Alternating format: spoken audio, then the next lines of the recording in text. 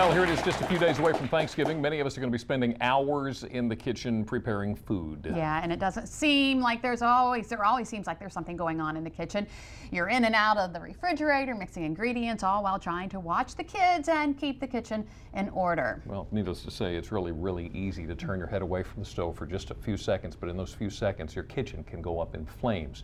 Well, with us today is Mike Lowe. He is a senior fire instructor at the Delaware State Fire School, as well as with the Laurel Fire Department. Thanks for coming in, Mike. Appreciate Thank you very much. Anytime. So let me get this right. Thanksgiving is actually the worst time for home fires starting in the kitchen with cooking equipment? Absolutely, because it's the most activity in the kitchen on that given day.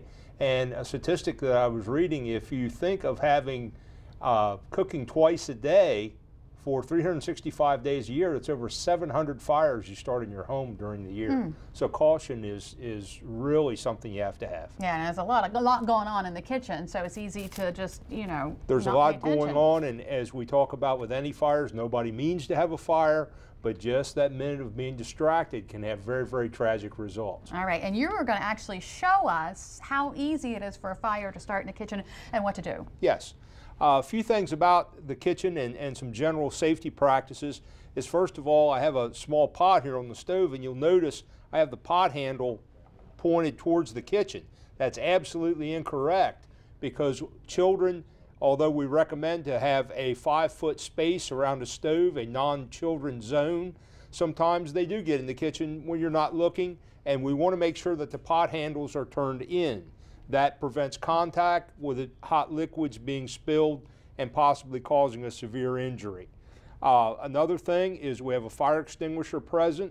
We want to make sure we have a fire extinguisher in the kitchen, and the fire extinguisher is placed between the fire and our means of egress, which means the way that we're going to get out of the room if there's a fire.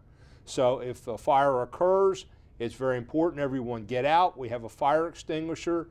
If it looks feasible, if it doesn't, the most important thing is to get out, call 911. So if we have a fire, right, what do we do? Can you show us a little something here? Absolutely. I have a pot here on the stove. More than likely it would be a frying pan with grease, but we're going to simulate, well, we're actually going to have a fire here, and we're going to show what to do.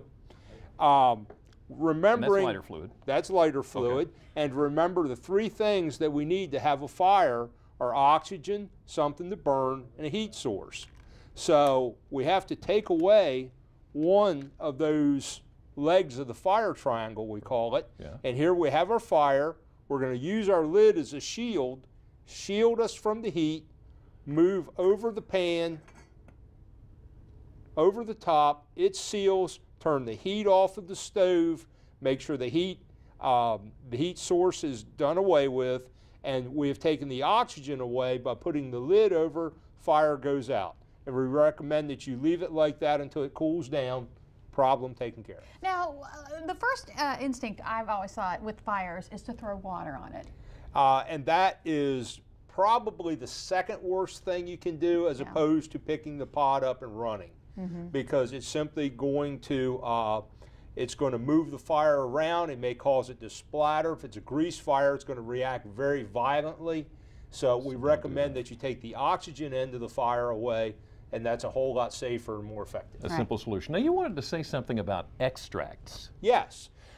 Just speaking of things that are a hazard in the kitchen, and we find this amazing. I picked this up from my own kitchen this morning, and we simply have a small container of extract. We noticed, reading the contents and keeping things away from a heat source, the contents tell us the alcohol content of this little bottle of extract is 83%. Oh my goodness. Wow. That's and crazy.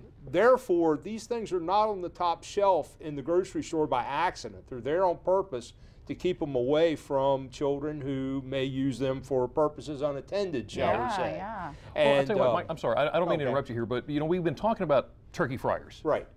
Tell me more about that. How dangerous is using a turkey fryer? Turkey fryers are safe as long as the manufacturer's recommendations are followed.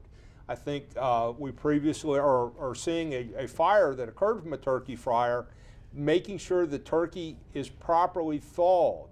Yeah. If the inside of the turkey is still frozen between the cold and the moisture content, you see the fire flare up like it has in the video. causing a very explosive situation. And you Oh, don't wow. want that. You do and, not and, want and that. you do not want to put a frozen turkey into that. Absolutely not. Wow, And look at make that sure house.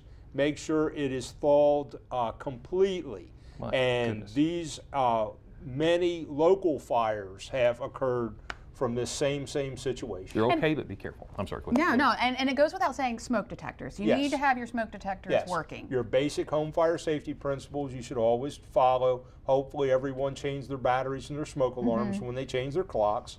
And making sure that through the holidays, with all the people coming and going, your smoke alarms are working properly. All right, good Mike Lowe, information. senior instructor from Delaware State Fire School with the Laurel Fire Department. Thank you for the, wow, good stuff, Yeah. good stuff. Well, now that we know how to stay safe while cooking this Thanksgiving, ready, set, bake. We kicked Brian out of our kitchen and sent him to the Rockawalken Community Hall in Hebron. Brian, that's where you're helping to get pies ready for the annual Thanksgiving pie bake, right? It sounds good.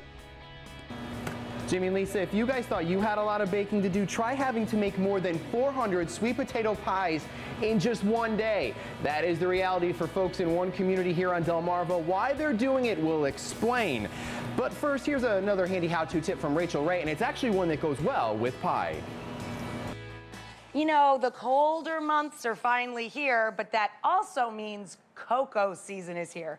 Here's a really fun, sweet way to sweeten up your hot cocoa cups. Whip up some cream, then spread it out onto a baking sheet and pop the baking sheet into the freezer.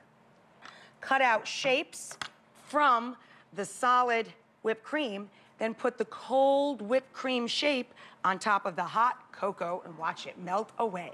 Delicious.